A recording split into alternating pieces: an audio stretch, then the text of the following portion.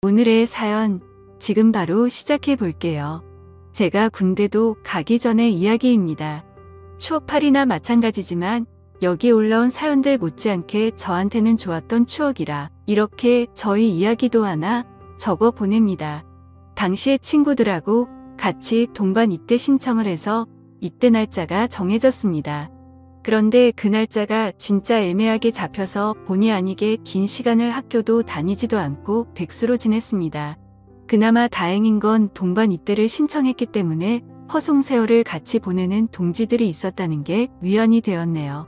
같이 놀고 있는 친구들하고 어디 싸돌아 다니는 거 말고는 할 일이 아무것도 없었습니다.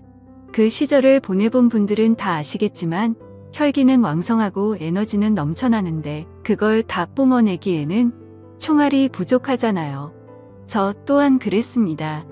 그나마 학교 다닐 때는 용돈 하라고 집에서 돈도 받고 했는데 휴학까지 해버리니 돈 나올 구석이 하나도 없었지요. 입대까지는 시간이 남았는데 그렇다고 저희 젊음을 아무것도 하지 않고 태워버리기엔 하루가 안타깝던 상황이었습니다. 이러나 저러나 바꿀 수 없는 게 저희 입대 날짜였고 그래서 월급 받는 아르바이트도 좋지만 단기로 괜찮게 돈을 벌 수 있는 방법이 있으면 좋겠다 생각했습니다. 그러다 생각한 게 과외였어요. 다른 건 몰라도 제가 수학 하나만큼은 자신이 있었고 학교도 꽤나 이름이 있던 곳이라 대충 전단지 만들어서 집 근처에 있는 아파트 단지까지 해서 몰래 전단지를 붙이고 다녔습니다. 너무 멀리까지는 가기 싫어서 걸어서 10분 내에 있는 곳까지만 하고 말았는데 과외를 시키기엔 또 애매하게 짧은 기간이라 그랬나 연락이 잘 안 왔습니다. 시세보다 싸게 해줄 생각이 있었는데 금액을 적어놓지 않아서 그랬나 연락이 거의 없었습니다. 결국 수중에 돈이 다 떨어질 때까지 저한테는 아무런 연락이 오지 않았고 그래서 그냥 다른 아르바이트 자리나 찾아봐야겠다 자포자기하고 그나마 집 근처 가까운 곳에서 일할 만한 곳이 있나 찾아볼 요량이었습니다. 당구장에서 친구들이랑 죽치고 시간 보내고 있는데 그날따라 담화가 엄청 잘 붙더군요. 한참 집중하고 있는데 전화가 왔습니다. 과외 선생님을 찾는 전화라고. 그렇게 기다리던 전화였는데 당구 치는데 정신이 팔려서 다음날에 제가 직접 찾아뵙겠다 말하고 주소만 대충 받아놓고 전화를 끊었습니다. 문자로 받은 주소를 보고 갔는데 제가 전단지에 붙여놓은 아파트가 아니더라고요. 거기서 조금 더 구석으로 들어가야 있는 조금 오래된 빌라였습니다. 제 전단지는 어떻게 보고 연락을 준 건지 싶더라고요. 초인종을 누르니 전화에서 들었던 목소리가 들려왔습니다. 목소리만 들었을 때는 몰랐는데 문을 열고 나온 여자를 보니 갑자기 제 온몸에 열이 확 오르고 얼굴이 뜨거워지는 게 느껴졌습니다. 굳이 비교하자면 연예인 누구를 닮은 동그란 계란형 얼굴을 가진 여자였는데 솔직히 과외를 알아볼 정도로 큰 자식이 있는 애엄마라는 생각은 하나도 들지 않는 동안의 미모였습니다. 심지어 주름 하나 보이지 않는 새하얗고 투명한 피부에 한참 점심이 지난 시간이었는데도 화장기 하나 없는 얼굴만 봤을 때 대학생인 저랑 둘만 두고 본다면 누가 더 나이가 많은 사람인지 구분하기 힘들 정도라 생각했습니다. 긴장해서 그런가 문 앞에서 서투른 인사를 하고 상담을 해보겠다며 그녀를 따라 집 안으로 들어갔습니다. 집에 서 있는다고 너무 편하게 있고 있었는데 내 눈치를 안 보는 건지 아니면 조금 보여줘도 상관없는 건지 그런 부분에서는 그녀가 분명 내 또래의 여자는 당연히 아니고 아줌마라는 사실을 깨닫게 해줬습니다. 집이 좁아서 저는 소파에 앉았는데 그녀는 저를 마주보고 앉아야 하니 소파 앞 테이블을 두고 바닥에 앉더라고요. 무릎으로 앉아서 허리를 꼿꼿하게 세우고 있는데 그래도 제 시야가 위에서 아래를 내려다볼 정도로 높이 차이가 있는 자세였으니 이거 상담을 하면서도 눈을 어디다 둬야 할지 정말 고역이었습니다. 그녀한테는 아들이 한 명 있었는데 예체능 게 지망이라 공부를 더럽게 안 한다. 뭐 이런 이야기를 했던 것만 기억이 나네요.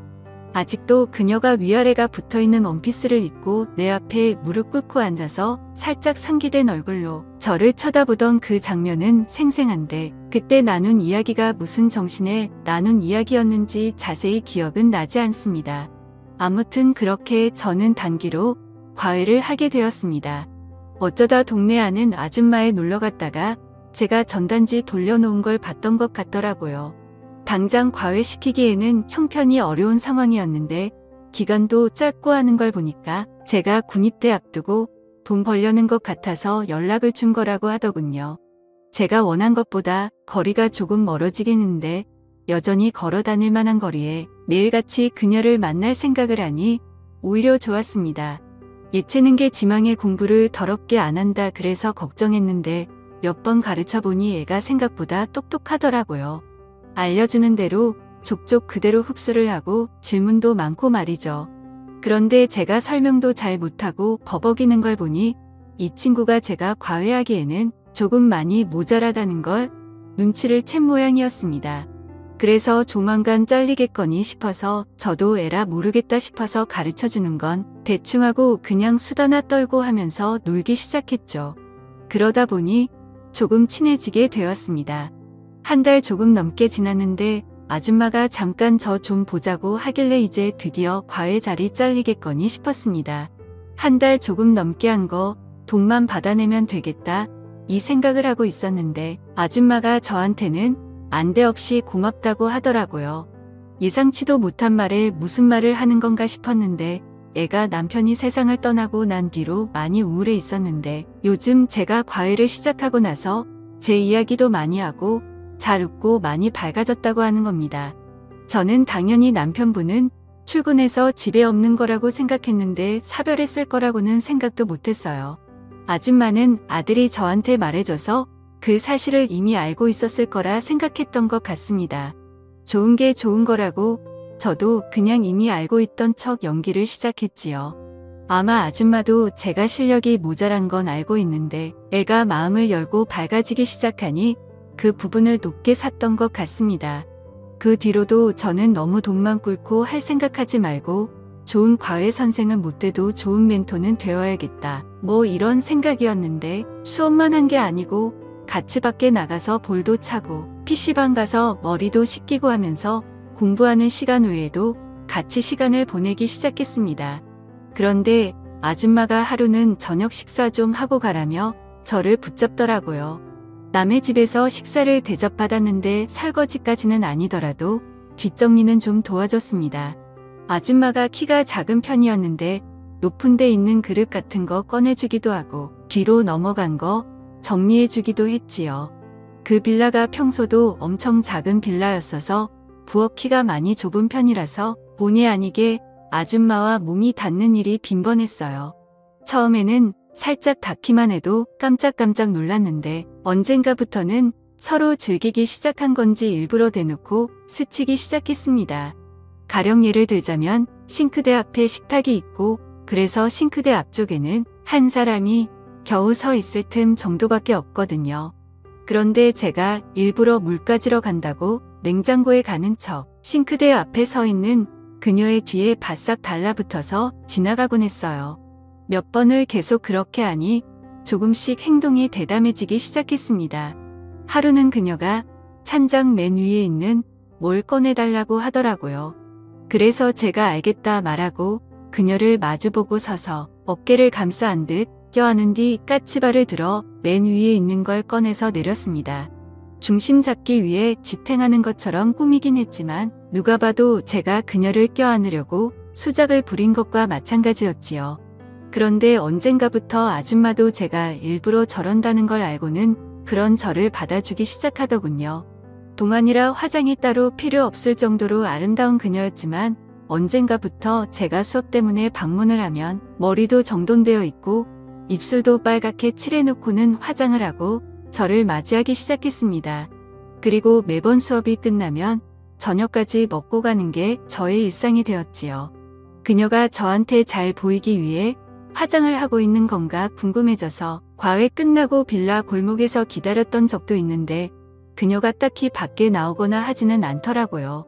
순전히 저 때문에 그러는 거라는 걸 딱 눈치채게 되었습니다.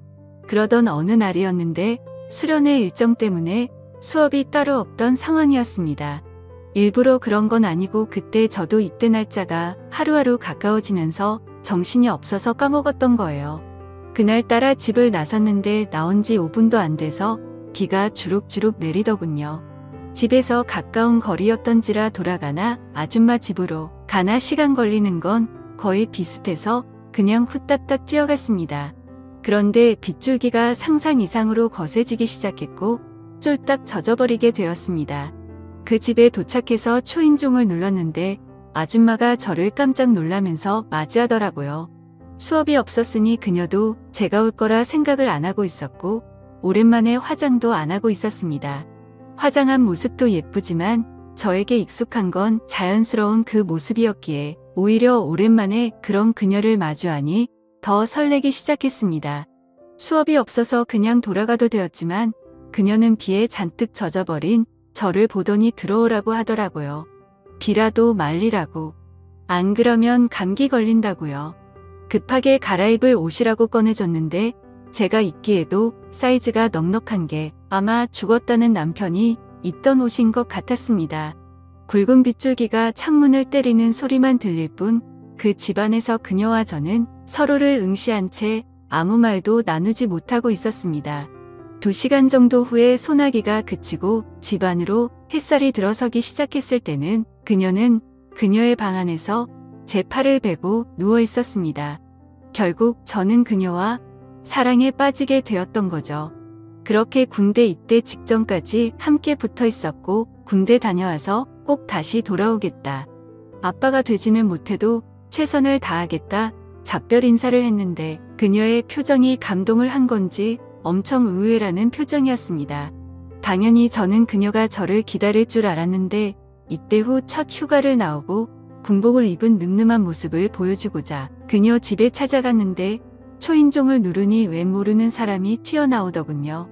전에 살던 분은 어디 갔냐고 물으니 저한테는 말도 없이 이사를 떠났던 겁니다. 마지막 날 보여줬던 당황스러운 표정은 저를 기다리겠다는 뜻이 아니고 부담스럽다는 표정이었나 봅니다. 이렇게 저의 첫사랑의 추억은 끝이 납니다.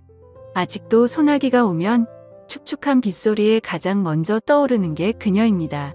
아마 저도 오래된 기억이기에 그녀가 더 아름답게 제 머릿속에 자리 잡았을 수도 있다고 생각합니다만 아직도 그때의 향기 그때의 분위기를 생각하면 제 인생에 2번은 없을 좋은 추억이라는 생각이 드네요. 오늘의 사연은 여기까지네요. 긴 사연 끝까지 들어주셔서 감사합니다. 구독과 좋아요 잊지 말아주세요.